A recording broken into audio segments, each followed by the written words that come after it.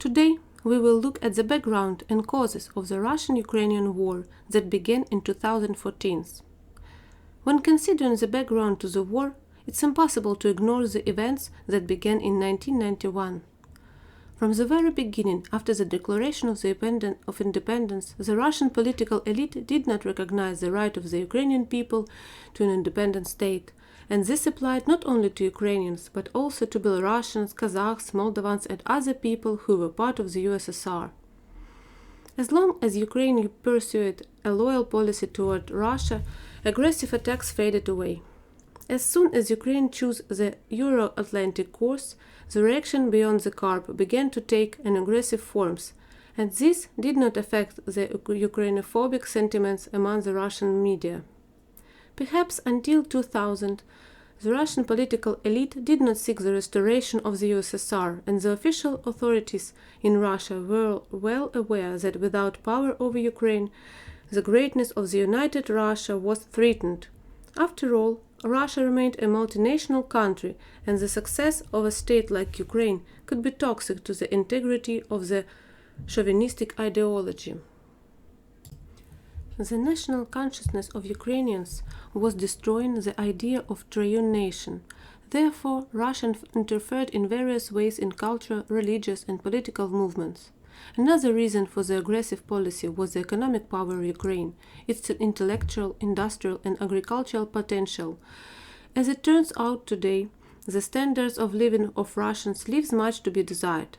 And of course, Ukraine's European integration could have set back the world's gas station for centuries, but ideology is powerless before economic relations. The first military threat occurred in 1991-1994 during the Cold War over Crimea, the struggle for the division of the Black Sea Fleet, which risked turning into a local armed conflict. It was then that first attempt to annex Crimea took place.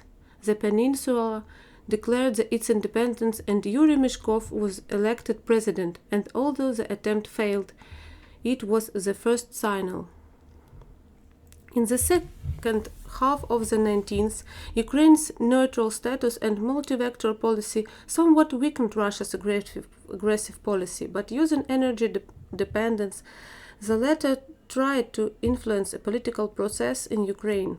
For example, in March 1995, Gazprom suspended gas supplies due to a debt of 1 trillion rubles. In order to eliminate the debt, Gazprom demanded the transfer of property rights to a part of Ukraine's gas and transportation system. In the second half of the 1919s, Ukraine chose the Euro-Atlantic course, and a second military threat emerged. In 2003, the conflict around the island of Koz-Tuzla, it was a test war. On September the 29th in 2003, Russia began construction of a dam and simultaneously conducted military exercises on the Taman Peninsula. All of this was accompanied by an information war about the original belonging of Koza-Tuzla to Russia. This is an example of ignoring international treaties, redrawing borders, and the first warning to Europe. On October the 23rd, in 2003, after direct talks between the presidents of Russia and Ukraine, the construction of the dam was stopped, but Moscow has not yet decided or ratified any agreement on resolving the issues in the Kerch Strait. Meanwhile, a fifth column was being formed in Ukraine, which manifested itself during the 2004 elections. Although Viktor Yushchenko received support, the information campaign, the conflict within the democratic forces, and the gas wars of 2006 and 2008 strengthened the influence of the pro-Russian Ukrainian political elite, which led to the rise of Viktor Yanukovych in 2009 and the strengthening of the Russian Federation position. On April the 21st, 2010, Ukrainian President Viktor Yanukovych and Russian President Dmitry Medvedev signed the Kharkiv Accords to extend the lease of military bases in Crimea until 2042 in exchange for a gas discount. On July the 3rd, in 2012, the Kiyanov-Kolesnichenko language law was adopted, which increased the use of Russian in the Ukrainian media and official bilingualism in areas where the number of Russian exceeded 10%. In April 2013, Yanukovych engaged Russia, Belarus, and Kazakhstan in negotiations on joining the customs union, with Russia promising a $10 million loan. Yanukovych had the choice of the European Union or the customs union of Asia. The Revolution of Dignity of 2013-14 put an end to the situation. It was the resistance of the political part of the Ukrainian population against the departure of the country's political leadership from the legally enshrined course of the Euro-Atlantic integration of the state, resistance against the usurpation of power, resistance against the dictatorship of Yanukovych and the Party of Regions, and the unwillingness of the people of Ukraine to become a colony of Russia. Russia responded to these events by starting a war.